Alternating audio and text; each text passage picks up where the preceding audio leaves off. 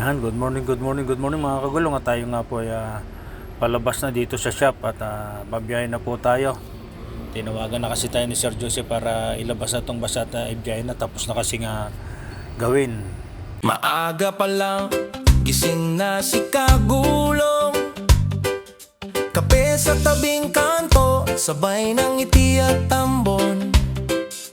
Traffic sa EDSA, init ng araw, pero tuloy lang serbisyo'y dalang tunay na dangal.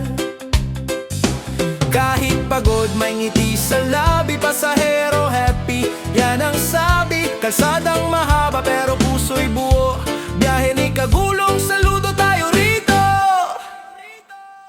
Biyahe ni Kagulong, araw-araw masigla, 5-star bus, kasama ka. Sa init sa ulan, kahit may traffic man, laging kalmado, laging maunawain yan. Biyahe ni Kagulong, sa daan bayani, hatid ligaya sa bawat biyahe. Simple lang ang saya, basta may tiwala. Biyahe ni Kagulong, bida sa kalsada. Sa kanto, may batang kumakaway. Si Kagulong ngiti muna, sabay aray. Kasi sa biyahe, kahit mahirap, tiwala sa sarili, yan ang panlaban dapat.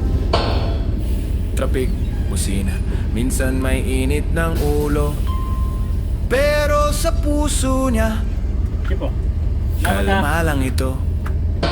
May pamilya siyang naghihintay sa tahanan, kaya bawat biyahe, pusong alanganin man, tuloy lang.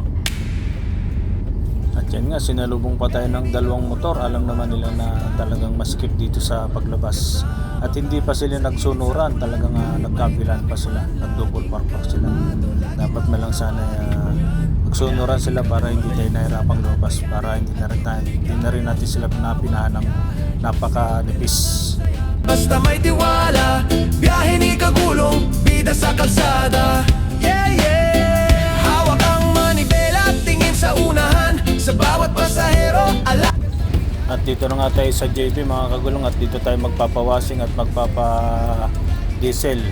Kasi 7 pa ang diesel sa may Sunshine at 6:30 pa lang naman, kaya dito tayo magpapa-diesel sa JD mga kagulong, at magpapawashing na rin tayo ng ating bus para pagbiyahin natin ay maayos ng ating bus at malinis na rin. Ayan mga kagulong, at nandito na tayo sa JP. Sige po, tabiyahin na tayo ngayon, update na tayo.